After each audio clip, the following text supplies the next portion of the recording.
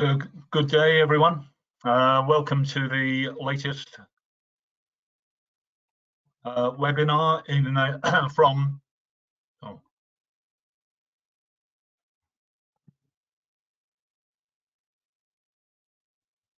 I think we're ready to start now. So welcome everyone, and welcome to the latest webinar from the IEA Greenhouse Gas Program, or IEAGHG as it's more normally known. The webinar today is on quantifying the socio-economic value of CCUS, a review. This was a piece of work that we commissioned a short while back, and it was undertaken by Imperial College London. The authors of the report were Professor Niall McDowell and Dr. Piera Patrizio. Before we start on the webinar, I'd just like to outline for some of you who are maybe not familiar with the IEAGHG a little bit about us. We are one of the IEA's technology collaboration programs, and while we're related to the IEA through an umbrella legal agreement, we are functionally and legally autonomous. We've been a part of the IEA's Energy Technology Network for just over 30 years now. Our membership, we have 37 members from 19 countries, and that includes the European Commission, OPEC, and the Coal Industry Advisory Board. Our members meet face-to-face twice a year and set the strategic direction for the program. We are technology-based, we're technology-focused, so we inform policy and not define, and that's quite important. That separates us from the IEA. The IEA sets policy or advises policy. We inform policy through our technology program. So what do? We assess mitigation options. Our activities focus predominantly on CCS or CCUS. We track capture technology developments and cost, monitor geological storage performance, and provide our members with independent and objective technical input. So we cover capture, transport, utilization, and storage through the work that we undertake. Flagship activities, we undertake technical studies. We probably publish around 10 of these a year. We have a number of networks relating to CCS, so our CCS cost network, risk assessment, monitoring, modeling, environmental research, and high temperature solid looping. They're all networks that we manage. We're the guardians and co-organizers of two major conferences. Many of you may have been recently to the GHET 16 conference in Lyon, France. That was just a couple of weeks ago now, I guess, and it was a very successful conference with about 1,200 attendees, and focused predominantly on CCUS. The next GHET conference, GHET 17, will be in Canada, and that will be in 2024.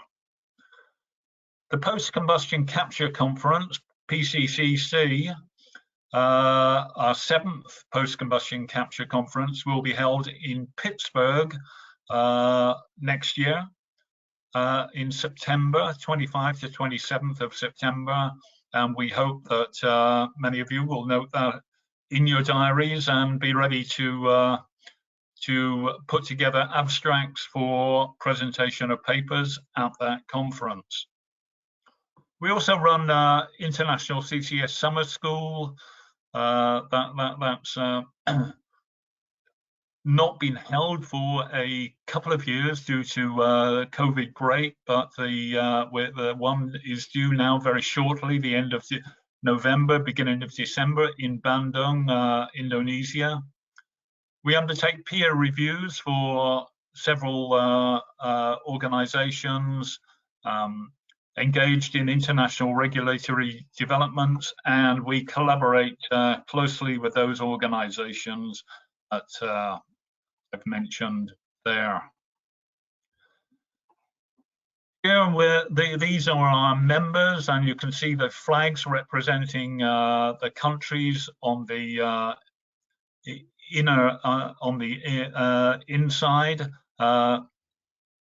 The flags also include the European Commission and OPEC, and around the outside you see the companies, research organizations and such like who are sponsor members. So we have two types of member: contracting parties, which are our country members, and sponsor members, which, who are our company and research organization members. And down below you'll see a range of organizations there who we collaborate very closely with. So now we move on to the webinar itself. As I mentioned, it was carried out by Imperial College London. The presenter, the authors of the report, Professor Niall McDowell and Dr. Piera Patrizio. Piera will now present the results from that from the study. So over to you, Piera. Thank you. Can you see my screen? You see the presentation? Yes. Yeah. Yeah. Okay. Yep. Great. Perfect. Well, many thanks, Kit, for the introduction, and welcome everybody to this webinar. Just to recap, today I'm gonna present the results of a study that Professor Niall McDowell and I conducted last year, which was a review of different studies that have been undertaken over the last 3 years with regard to the possibility of quantifying the socio-economic values of CCUS in different geographic contexts. So just to give a little bit of an overview and introduction to the topic, which I'm sure you are quite familiar of, the overall, let's say, overarching theme associated with the study is the concept of the green growth, and the fact that over the last, I'd say, over the last 20 years, there being an increasing interest in trying to combine the need for achieving emission reduction together with the imperative of economic growth. And this, let's say, this idea of a green recovery or a green growth is becoming more and more important, especially after the advent of the COVID-19, because not only policymakers but also academics started to actually look into the possibility of bringing value with low carbon investments. So this is a topic that is becoming more and more important. We've seen also with the different policy instruments and policy framework that have been put in place with regard to carbon removal technologies. But at the moment in literature, and I post 3 of the articles that have been popping up in the last 2 years, this type of narrative and this type of discourse has been mainly driven from a qualitative perspective. So there are different contribution. There have been discussing about the importance of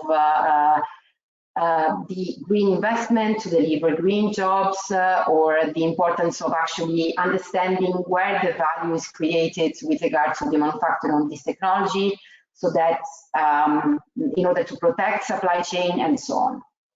So why this is becoming more and more important for the energy transition is the fact that the energy transition itself it plays around a very different dimension, and not only the economic or the technical dimension, but it's also going to affect the overall policy framework and the societal framework in which all the different actors act. And because of all of these different dimensions and the disruptive changes that the low carbon transition is going to bring, it's very important to understand and try to quantify not only the social and not only the mitigation or the economic value of CDR technologies or of CCS itself, but also the social and economic impact that deploying this technology would actually bring.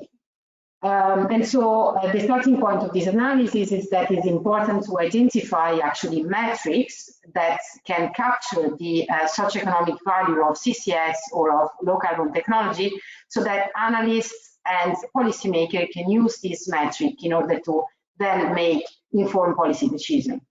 So the other important point is that when we talk about the socioeconomic values of the transition, we need to account also for the local and the regional dimension, because this is where the value is going to create it, but also because important local factors, such as, for instance, the readiness for achieving an energy transition, play an important role in the overall effectiveness of achieving a certain target. So the overall idea of this review study was to present a collection of 3 case studies that quantify the socioeconomic impacts of achieving ambitious climate targets via the deployment of CCS and bioenergy with CCS in different economic archetypes. So Piera, sorry. Yes? Sorry to interrupt. We can't see the presentation. Really? Oh, okay. Oh, I'm sorry. Hold on a second. Let me just try and take the presenter away from you, and then we'll give you back.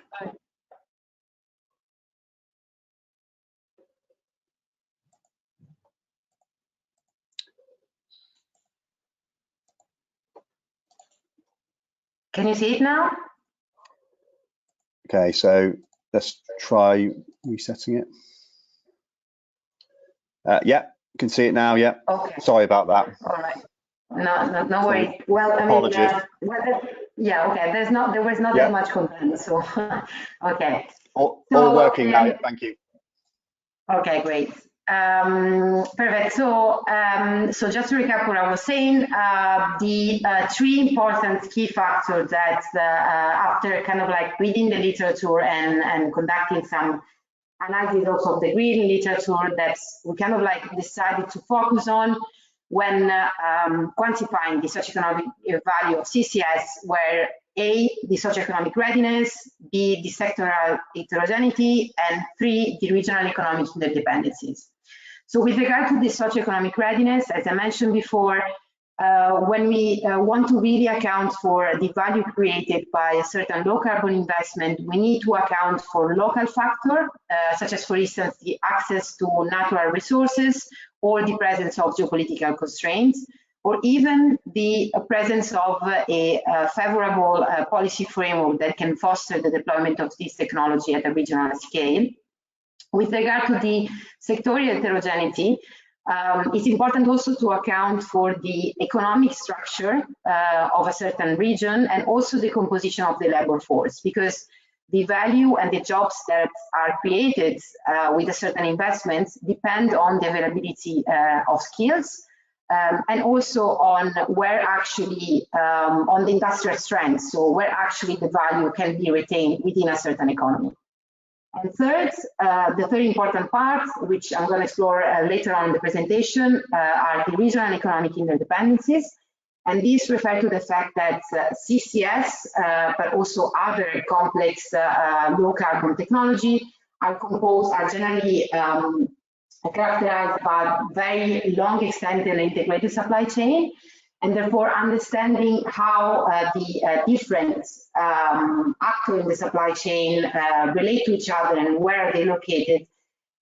It's important so that we can actually really understand where the value is created and therefore which parts of the supply chain is necessary to integrate within certain technologies.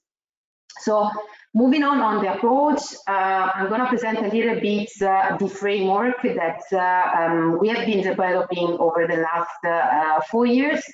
That actually is a useful framework that can apply to different optimization model in order to quantify the socioeconomic impact of transitioning to a certain emission target or investing in a certain low carbon economy.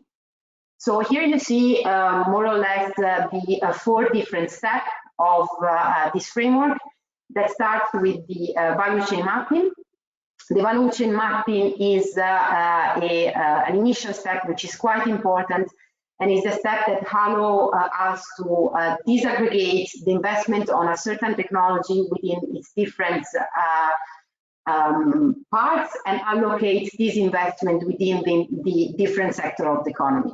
So here we see an example of a combined cycle gas turbine retrofit with CCS, and we can see that the capex, so the capital cost associated with this technology, is composed on different parts, and each of them can be related to a certain sector. So for instance, the cost associated with the CO2 pipeline is mainly allocated to the construction sector, while the capture unit is mainly referred to the manufacturing sector. And the same can be done with the operational costs.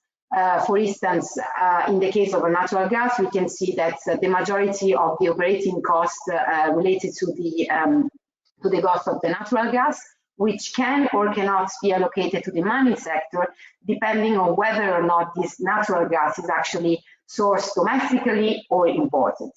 But the first part of the analysis is basically trying to allocate each of these cost components to the specific sector of the economy. The other important aspect of this supply chain mapping is to understand actually where the value is created.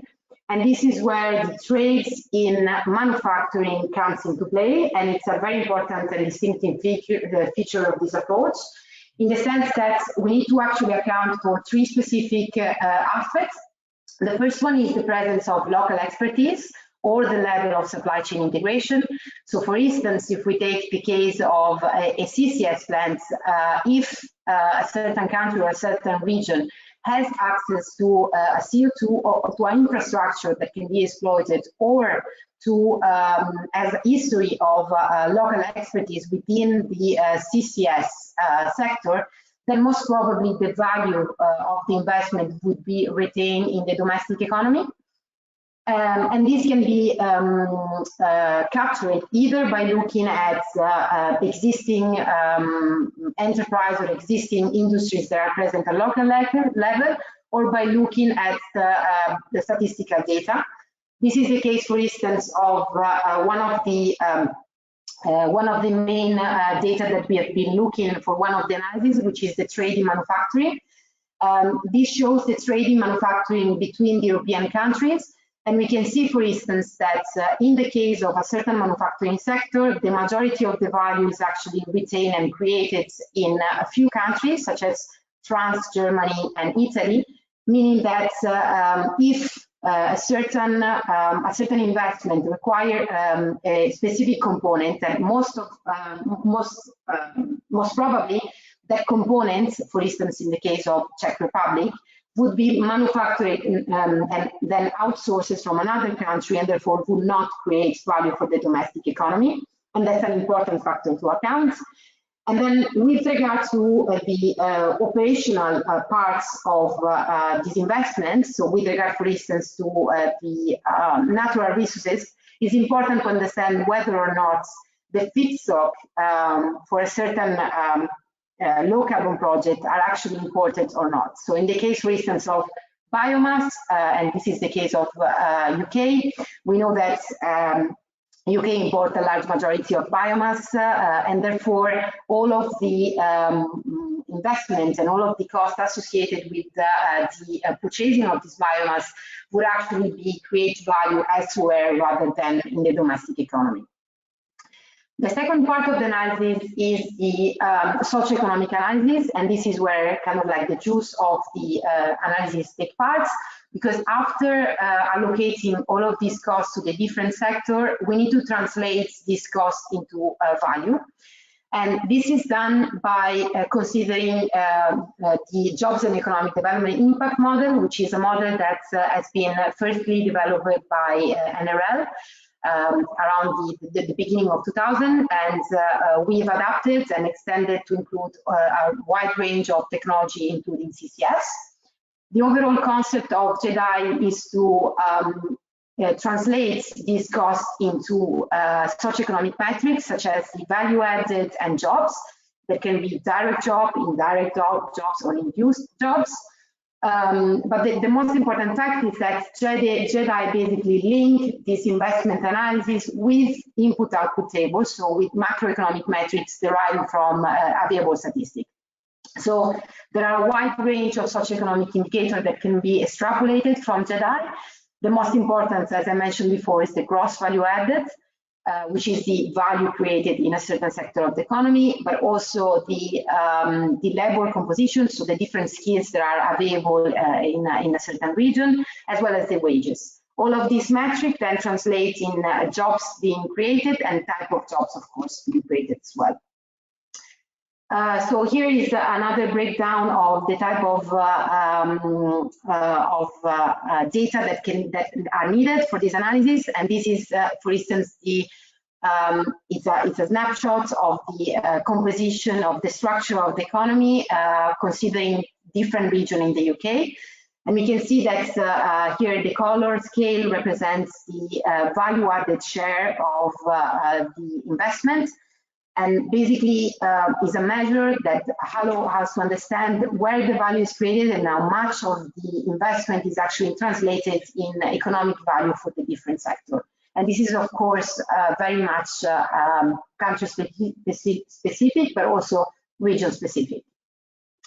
So now I'm going to pass on demonstrating the application of this type of approach in 3 different case studies. They are shown here. So these are all case studies that have been published over the last 4 years. The first one is called BeWhere JEDI, and the aim of this case study is to try to quantify the employment opportunities that are associated with deploying CCS for the US coal sector. The second case study is called IEAGHG, and in this case we couple JEDI, this investment tool, with an energy system optimization model, with the aim of understanding whether or not it's possible to shape the energy transition so that it maximizes the economic value for a certain economy. And then the third one relates more on the understanding the relationship between the different economic structure of the different regions, and try to understand whether or not it is possible to capture how the value is distributed between different regions within a certain country when deploying a certain low carbon investment. So moving on the first study, just to give a little bit of framework. So this is kind of like the overall modeling framework that has been developing to conduct this study. So just to give a little bit of introduction to this case study, the overall idea was to try to quantify the jobs created when transitioning the US coal sector to decarbonize according to a pathways which is assigned by the 2 degree.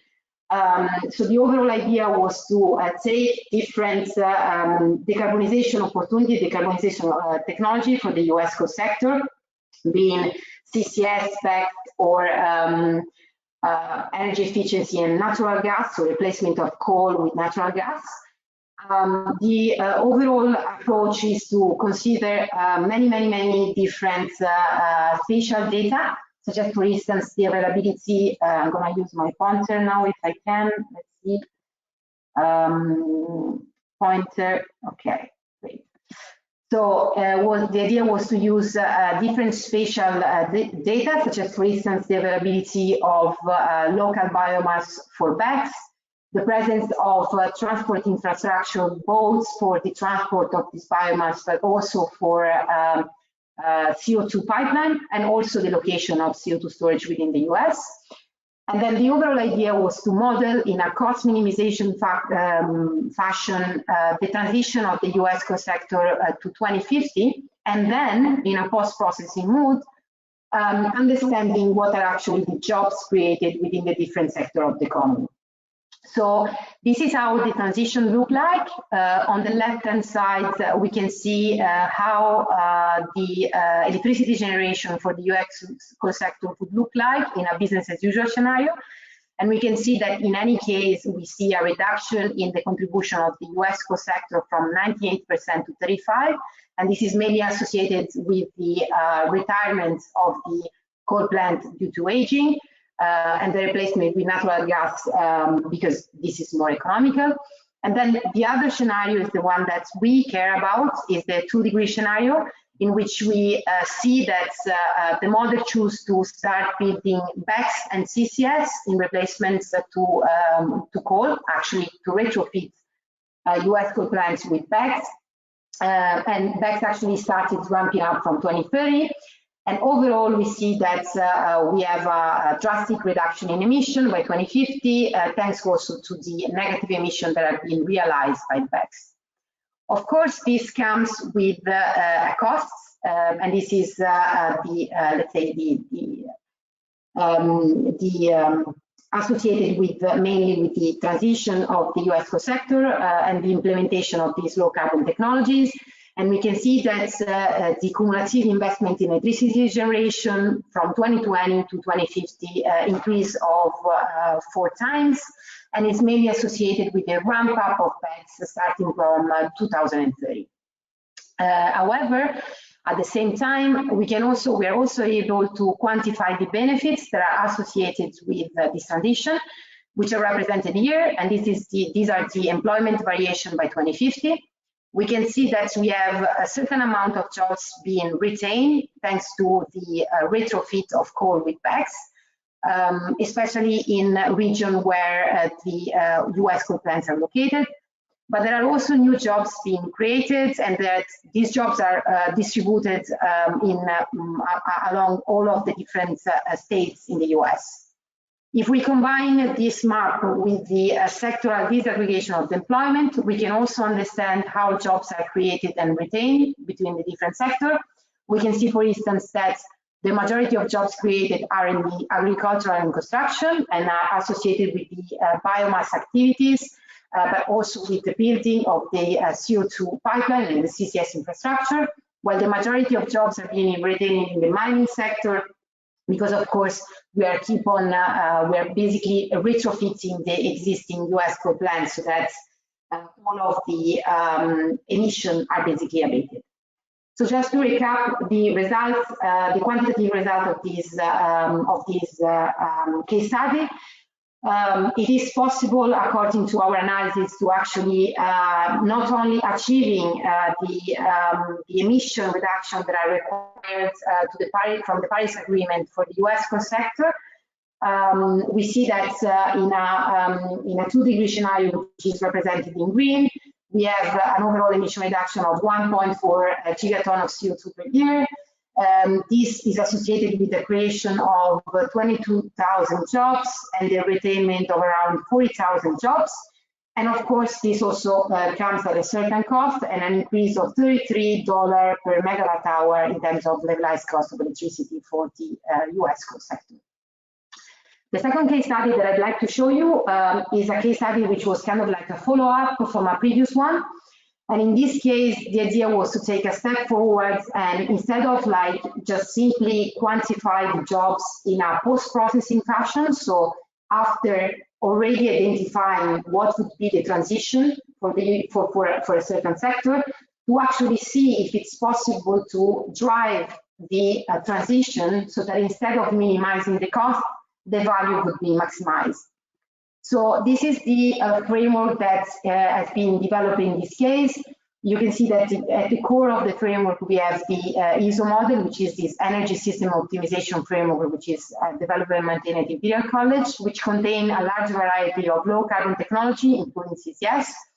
And we can see that in this case, we run the objective function not only in a cost minimization manner, but also in a social value maximization value. So trying to maximize the GVA associated with investing in these technologies.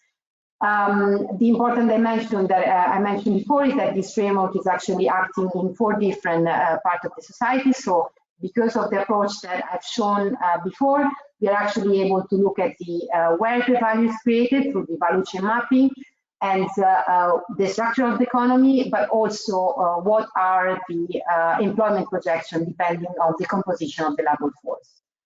So in terms of like the different region in which this framework was applied, we decided to apply it to 3 different countries which are here presented here, Poland, Spain, and the UK. The reason why we choose these countries is that because, as I mentioned before, they show a different degree of readiness to a low carbon transition. One of the main reasons is, for instance, the access to this resource. Poland is, as we know, heavily dependent on coal. It imports only 5% of the coal that is producing, which at the moment accounts for around 60% of the power generation produced. The level of carbon intensity is much higher compared to the UK. And then there are, of course, also other important political factors, such as the level of commitment to the transition. So jumping on the results of applying this framework, here we see 2 different scenarios where we are contrasting actually these 2 different approaches. Here, the restore stands for a cost minimization scenario, in which we assume that we want to achieve a net zero target in 3 different countries only by applying renewable. And then we have this equity scenario that instead try to maximize the value and shows the, and basically apply the possibility of having different technology, including CCS and BECCS, or the retrofits of existing power generation technology with CCS. So what it is interesting to show to see in this different scenario is that while we have a great deployment of renewable energy in the case of restore scenario, the equity scenario actually favors a more diverse energy generation mix, and the share depends on the availability of natural resources, but also on the industrial strengths that is present in each country. So in the case of Poland, we can see that we have the majority of power generation in 2050, which is created by domestic abated coal, which supply more than 50% of the power output. In the case of Spain, we can see that nuclear is actually ramping up from 2030, and this allows the country to reduce the imports on natural gas, which is outsourced in the country. Well, in the case of UK, we can see that CCGT with CCS, so natural gas with CCS, actually provides the low carbon firm which is needed to provide stability of supply, and this allows the country to boost the manufacturing and mining sector. So again, trying to quantify what are the socio-economic impact of this type of transition. In this case study, we wanted to label this impact in terms of like within the SDG framework, and we focus on the impact that are more important, the SDG that are more important in terms of socio-economic impact. So these are the labor and economic growth, the industrial innovation, and the inequality reduction. And we can see, for instance, this is the case of Poland. We have the 3 scenarios here, a scenario in which we have all technology available, but we are minimizing costs. A scenario in which we have only renewable available, but we're minimizing costs. And then in the central one, we have the equity scenario, which is the one we introduced. And we can see that in any case, transitioning to a net zero for Poland would bring a reduction in employment. In the worst case scenario, if we only use renewable, we have around 50% of employment loss compared to the baseline. But if we actually adopt an equity scenario, we are reducing the loss in the mining sector mainly, and the overall reduction is around 20% thanks to the retrofit of the coal plants with CCS.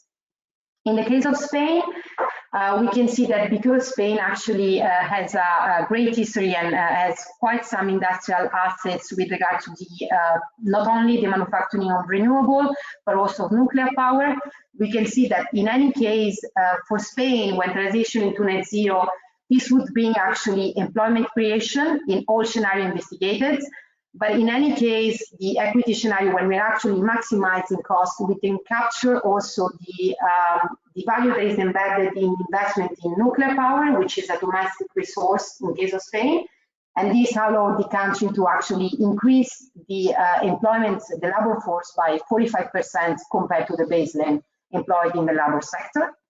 And finally, we have the case in the UK, in which we can see that the transition, the use of 100% renewable is the most disadvantaged scenario, and this is because UK value greatly the stability of supply because it's a service-based economy, and therefore, in order to allow the stability of supply, the UK would rely on an overbuilt energy system made of like higher capacity and unutilized capacity in renewable, which is also not manufactured in the UK. And for this reason, in this case, we can see that this brings a scenario of higher disruption in the labor force. So just to conclude this, this case study, we have shown that there are no side-fit-all solution when looking at the transition, and that it's important to account for the value that is created in a different sector of the economy by introducing metrics within the optimization that instead of looking at cost, actually look at the value created.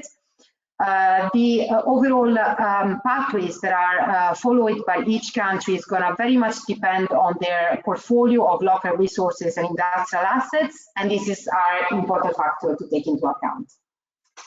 Finally, I'm going to jump over on the last case study, which is called, I call hydrogen JEDI. And in this case, the idea of this case study was trying to use the framework to understand how the socio-economic impact that are created with the low carbon investments in CCS are actually distributed around a certain region. Why we thought that this was important? This case study was conducted within the framework of the Industrial Decarbonization Challenge, which, as I'm sure you are aware, is an initiative which was launched by the UK government some years ago and was trying to combine the possibility of decarbonize the 6 major industrial clusters of the UK with the possibility of leveling up the economy, meaning creating value in a different region of the UK so that the economic imbalances of the region are actually narrowed down. So here you see the case study that we've looked at. We can see that there are 6 major industrial clusters of the UK. Each of them, they are very different in terms of annual industrial emission, but also in terms of industrial sector composition. For instance, in the case of this side, we see that the majority of emissions are coming from the chemical sector, where in the case of the Southampton cluster, the majority of activity are coming from the refining industry. Together with this, we also have a big variation in terms of the economic structure of this region, which are shown here. This is something that we have been developing in the sense that what we did was taking the input-output table, so the measure of the macroeconomic structure of the economy in the UK, and disaggregating within the different regions to understand where the value is created. Because, as I mentioned before, the objective of this case study was actually to understand where is the value retained and how it's distributed among the factors. So the first important point to see in this case study is that the overall possibility to reduce the emission, sorry, I forgot to mention, the case study focused on the possibility of investing in low carbon hydrogen, so in blue hydrogen produced with ATR plus CCS technologies. And the idea was to try to decarbonize the heat demand of these industries within the different clusters with natural gas. So we can see that, for instance, using this type of investment, the overall avoidance cost and the possibility to reduce emission within these different clusters varies quickly. For instance, the lowest avoidance costs are observable for industries that are specialized in aluminium, because this is where the majority of hydrogen can actually substitute in natural gas demand, which you can see here. While in the case, for instance, of iron and steel production, because of the majority of emissions are not actually associated with the heat requirement, but rather from the production of iron itself, then adopting this type of investment for decarbonize these industries would actually result in a very high avoidance cost, which is what we see here. Besides the avoidance cost and the overall possibility of achieving reduction, as I mentioned before, we need to account also for the economic structure of this economy, and overall we need to account also for the overall relationship in trades and in value that are associated within this country. And what we can see here, so here is the summary of where the value is created and how the value is being distributed among the different clusters. This is map here shows the overall impact of investing decarbonized in these different clusters and how this is being distributed among the different regions of the UK. And this is to show that in the case of investing in certain clusters will actually bring value in the different regions of the economy, such as, for instance, in the case of Merseyside, but not in others. And this is very much depending on the relationship, of the trade relationship between the different countries and how they are actually connected. So just to conclude, the first case study that I've been showing here that shows that they adopted the JEDI framework in US case study. And this case study has shown that the goal of core sector employment and climate change mitigation can be aligned. And this is not as is often portrayed in the public discourse. And this means that together with the commitment to net zero targets, highlighting the employment opportunities that might arise with the deployment of CCS need to be carefully assessed and portrayed in the policy discourse. The second case study showed that when we look at pursuing net zero target in the energy system, there is no one-size-fits-all solution, and that the relative cost and the opportunities associated with the transition are unevenly distributed between countries. And this means that instead of focusing on cost-focused carbon mitigation strategy, we do actually need to try to bring some important value metrics that account for the value created, as I shown before, and contrast this with a cost minimization approach. And then the result of the third case study shown that when we actually want to narrow existing economic imbalances, such as what is the goal of the industrial decarbonization challenge, then what we need to account is the connection between places, and this is something that can be accounted for in this framework. This is very much important also in the case of the CCUS industry, which is composed of multi-actors and rely on a complex and fragmented supply chain.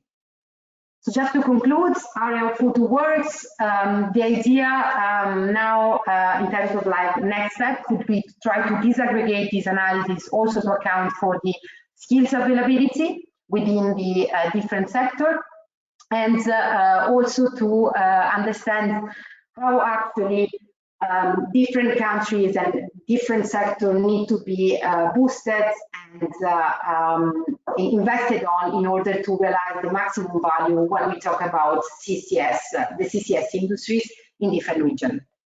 So that is all from my side, and I'm very happy to take any question.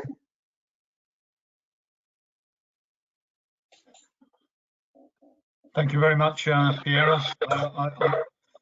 I should have apologized to everyone that I seem to be in the shadows a bit. It's my it's the camera on my laptop that throws me into darkness.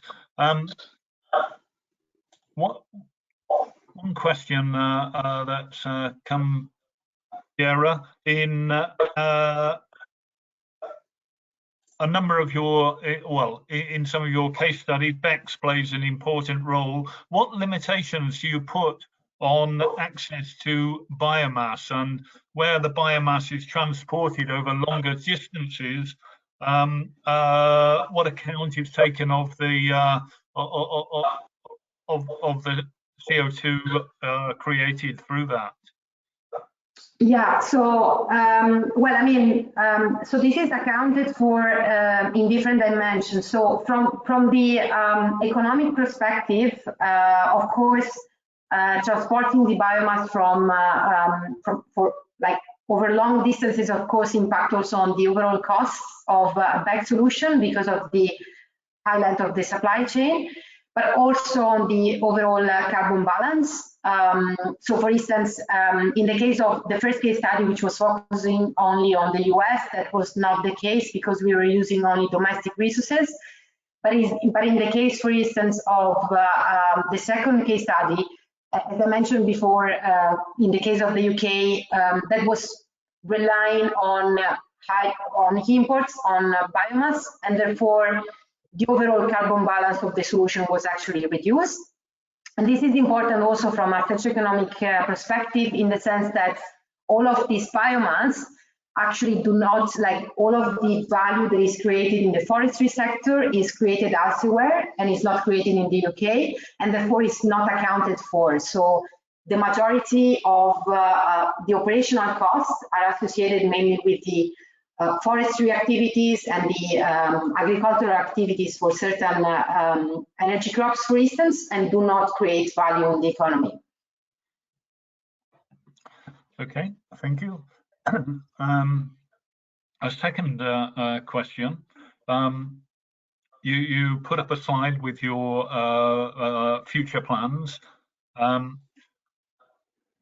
What impact are you, well, we've all seen the recent cost hikes for fuel and energy costs. What account do you take of those in your current modeling, or do you consider this a relatively short term, and you know, by 2030 or 2050, then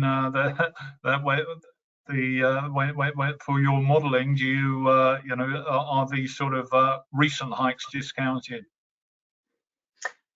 Sorry, so you mentioned whether or not we can take into account the increase in energy price? Yes. Yeah. I mean, yeah, of course. I mean, so I think that the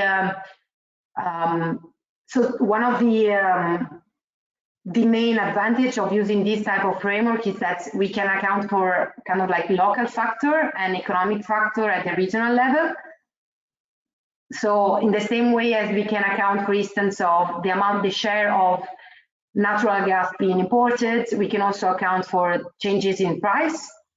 And for this reason, it's also, I think this is kind of like a very important aspect when also accounting for the type of socio-economic impact that are created, because you know, the overall cost of a job would be then increasing because of the overall increase on cost of the energy to produce that energy vector. Yeah. Okay. Thank you for that. I don't seem to see any further questions that have been raised now. So I think that we can start to close this presentation now. Thank you very much for your presentation, Piera, today, and we have come to expect at IEAGHG great work from you and your colleagues at Imperial. So thank you again for that, and thank you for everyone out there for tuning in today and listening to this presentation. If you do have any questions that come to mind and you want to send them through to me or Piera, then I'm sure that we can address them at a later time. So thank you everyone for tuning in today, and I'll now draw this to a close. So thank you and Thank you. bye.